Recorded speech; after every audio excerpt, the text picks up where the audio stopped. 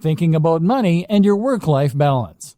Let's start this section by referencing another classic book on this subject, The 4-Hour Workweek. The 4-Hour Workweek is a highly successful book from an author called Tim Ferriss that attempts to teach people lifestyle design. This is essentially the process of rearranging your lifestyle so that it works for you, rather than working for the system.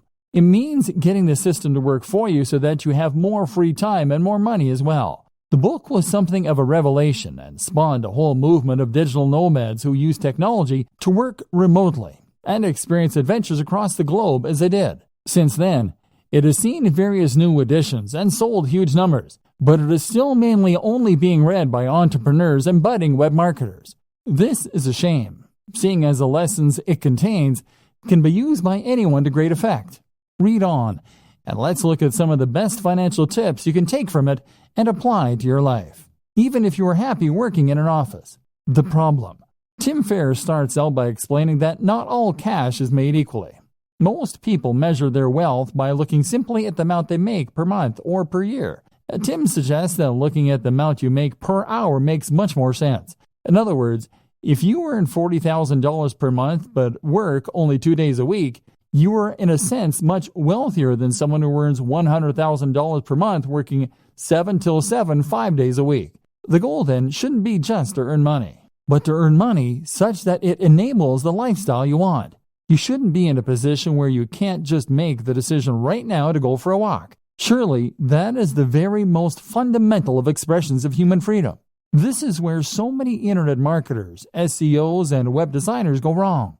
If you're currently selling your services online or building a business, then the temptation is to earn more by working harder. You can work longer hours and thereby bring in more cash in the short term, or build your business bigger. But stop and think for a moment. If you are working 12-hour days, then that means that you're actually earning much less than you might in a regular job. You may as well be doing a full-time job and an additional part-time job in the evening.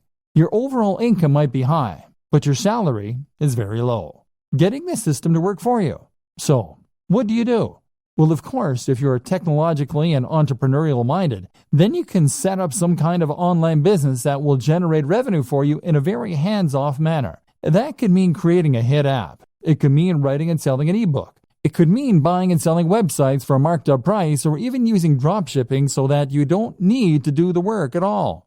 There are countless ways you can make money passively, and by setting up a few, you can leave your days working in an office in the dust.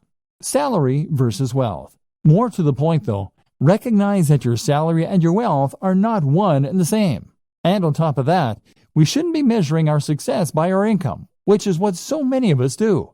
If you work in a regular job, then you might think that the only way to become wealthier is to ask for a raise or to get a better paying job. But your wealth is really more about your surplus cash.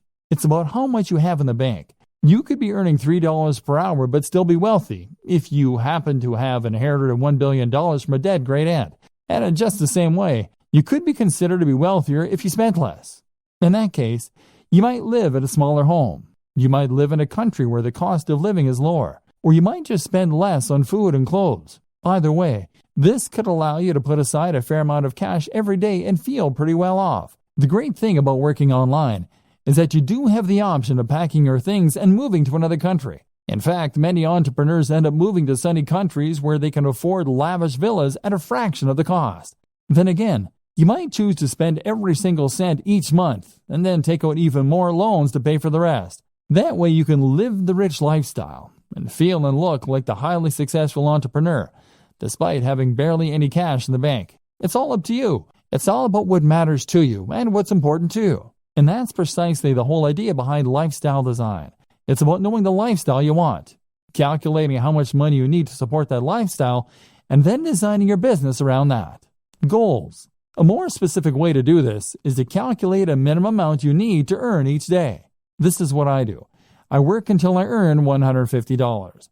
That's the minimum that allows me to pay my bills and to put a little aside each month. I can easily afford to buy myself the gadgets I enjoy, to go out with friends, and to work on my home.